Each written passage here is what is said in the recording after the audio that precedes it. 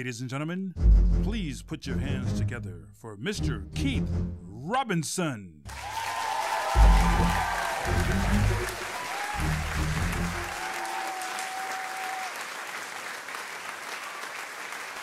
Welcome to yet another edition of Diggin Deep. I'm your host, Keith Robinson. And I'm feeling a certain kind of way today, y'all, because I want to dedicate this episode to my sister who's moved on to glory, Sandy K. Robinson. Rest in heaven, big sister. Now, I said I was feeling a certain kind of way because I don't want you to think I'm feeling bad. Yes, I'm mourning and I'm grieving, yet I have joy in my heart. Not because my sister left, but because I know her destination.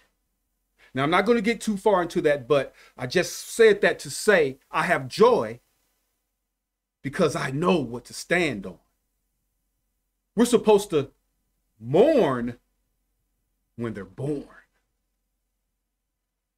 And we're supposed to rejoice when they leave this evil place. So that's why I can say I have joy, because I'm standing on the fact I know she's out of this rat race. She's out of this toilet we call life. She's out of the valley of the shadow of death. So I rejoice. Now, I'm going to leave that right there, but I just wanted to dedicate this to her, my beautiful, beautiful sister, Sandy K. Robinson. That's my family. Which brings us to this episode, blood and water. Now, see, this is what people need to understand. Just because you're blood, see, that only makes you related. It doesn't necessarily make you family. And I know there's some people that can attest to that. See, even Jesus Christ himself, he said this, and I always wondered, why would a man of that stature say this? He said, you got to leave your family, your brothers and your sisters, and get with your brothers and sisters in Christ. That perplexed me for a while until I started living, y'all. Once I started living, I understood where he was coming from.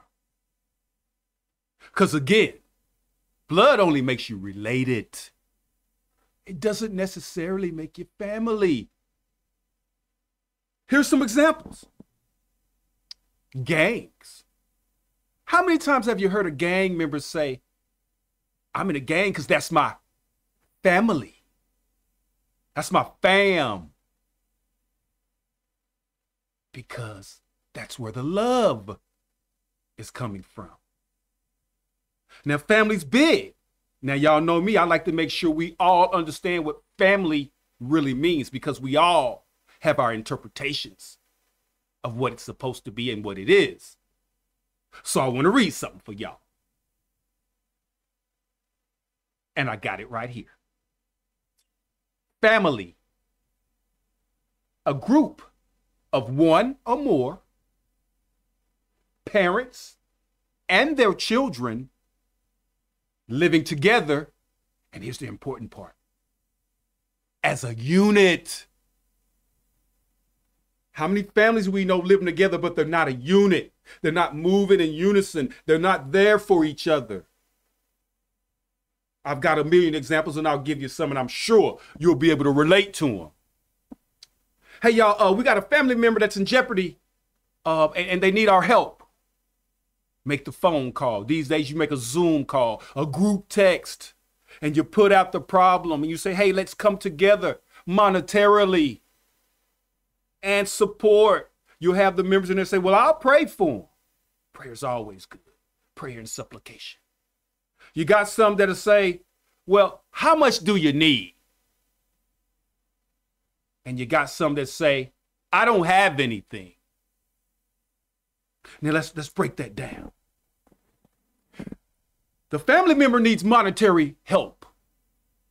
And we all got a family member, or most of us that have a family member that's pretty well off.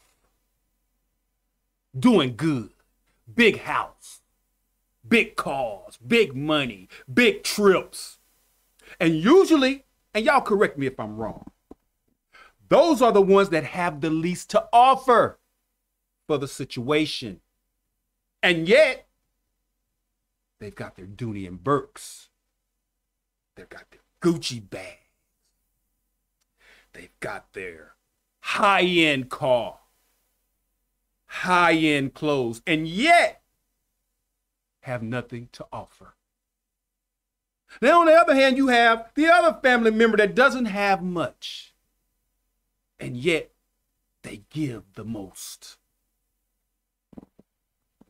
See, so what I'm trying to get at here is what I want y'all to understand, that you can't get it from the fam, right?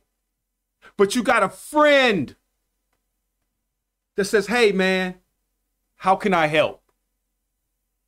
You have a friend that says, if you need anything, call me. Because I want to show y'all a trick. See, you got the family member that calls and says, they know you're in jeopardy, and they say, if you need me, call me. If you need anything, call me. Well, you got to watch that. See, that's a trick. Because they already know you need something. Yet they don't offer anything. I have a friend, and here's my personal example of a friend that's fam. I was going through a situation. Yeah, we all go through situations, don't we? And my friend calls out the blue. This is how I know vibration is real. And I was lacking something. I won't say what, but I was in lack. And my friend called randomly and said, hey, man, I have this thing that I'm going to replace. Not that it's bad. I just want a new one. You know anybody that needs this? And I looked up and I said, thank you, master. Because my friend, my fam, called me to see what I needed. And it just so happened to be that specific thing. Now, that's too coincidental to be a coincidence. But friends know. Without asking. Now, I want to give you another example of what I'm talking about with friends and fam. They're not one and the same. They're totally different. See, you've got a friend that'll come to your aid. You got a friend that'll give you something when you don't need it. A friend, if you really want to know if your friend is your friend or not, well, I'm glad you asked. Here's how. See, your friend is going to come up and ask, hey, how can I help you accomplish whatever it is you're trying to do? Instead of coming up to you and saying, hey, man, can you help me with something? Too easy, isn't it? Do I need to say that again? Your friend is going to come up and say, hey, how can I help you? Not come up to you and say, hey, man, how can you help me? I got another example. My mom said, baby, I love my mother. That God-fearing woman, I love her to death. She said, baby, if you want to know if they're using you, watch this now. She said, tell them no when they ask you for something. And then see how they react. Yeah, y'all, that was free. Go try that today, because some of y'all been wondering if they're your friend or not and if they're using you. Because see, now if somebody come and ask you for something that they don't have, how is that using you?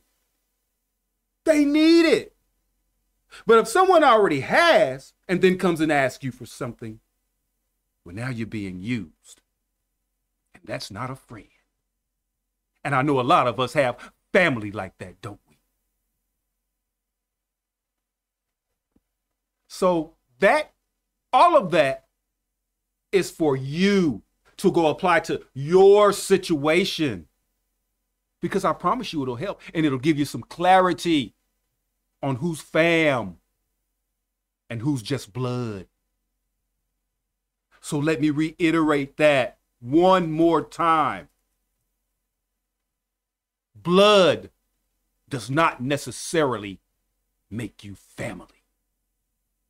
It just makes you related. So why do you think it hurts so much when your so-called fam hurts you? It's because you think that they're blood, so they should be family. Well, I'm here to tell you, y'all, that's not always the case. So love your family. Try to love your blood. But don't look, just because they're your blood doesn't mean that they're going to be there for you like family. I got one more example, y'all. I almost forgot, but this is very important. And this is true. There was a story I read. I can't even put a year on it, but it was probably decades ago.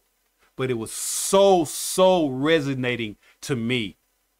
There were two brothers that got into it. And one brother killed the other. And I'm not talking about Cain and Abel. The police came to the scene and saw the brother dead on the floor. And he asked the other brother, who killed him? And the brother said, I did, because he ate my pork chop. And then he kicked the dead body. There's blood, and then there's family. Which one are you being?